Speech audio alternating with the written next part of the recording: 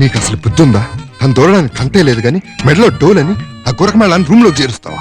ఈ డోల్ని పూర్తిగా ఎందుకు దూరనిస్తాను మావా? వాయించడానికి వీలైనంత దూరనిస్తాను. వీడి దగ్గర అడ్వాన్స్ తీసుకుని ఆ కాపులి వాళ్ళ అప్పు తీర్చేద్దాం. వీడి చేతే నెల నెల అద్దె కట్టిద్దాం. అద్దె వాడిది, అథారిటీ మనది. ఎలా ఉంది? తప్పురా. తప్పదు మరి, నువ్వు రా. అమ్మా చూడండి సల్మాన్ ఖాన్, వాట్ ఫారూక్ ఖాన్, తమరేం చేస్తుంటారు? సినిమాల కథలు రాస్తుంటాను. వచ్చిన సినిమాలక, రాబోయే సినిమాలక? వచ్చిన సినిమాల కథలు తీసుకుని రాబోయే సినిమాలకు తిరిగి రాస్తుంటాను. అయితే తప్పకుండా మీరు గొప్ప సినిమా రైటర్ ఆ అవుతారనిపిస్తుంది. నమ్మకం మీకుందా? కాదు, భయంగా ఉంది. ఇల్లు చూద్దురు గాని పదండి అక్కినేని. అలాగే మిక్కిలేని టేక్ ది లగేజ్. అలాగే. Come on.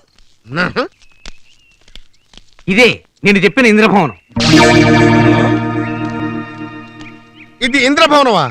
మరి రంభా ఊర్వశి మేరకల్ లాంటి అప్సరసలు ఎక్కడ ఉంటారు బాబు? పక్కనే ఉన్న లేడీస్ హాస్టల్లో ఉన్నారు బాబు. హలో, నా పేరు తుకారం, వెటకారం కాదు. వెళ్ళి తలుపులది. ఏమిట్రా ఆలోచిస్తున్నావు? ఒకప్పుడు మీలాగే మేము ఆవేశపడబట్టే 25 ఏళ్ళుగా మా బిడ్డలకు దూరమై బాధపడుతున్నావురా. ఆ పరిస్థితి మీకు రాకూడదురా. మా మాట విని ఈ పెళ్లికి ఒప్పుకుంటురా. ఆ రోజు వాళ్ళు చావుకు తెగించి వెళ్ళారు. ప్రేమను బ్రతికించుకుంటూ బ్రతికారు. మమతలే చచ్చాక మతాల కోసం చావడం ఎందుకురా?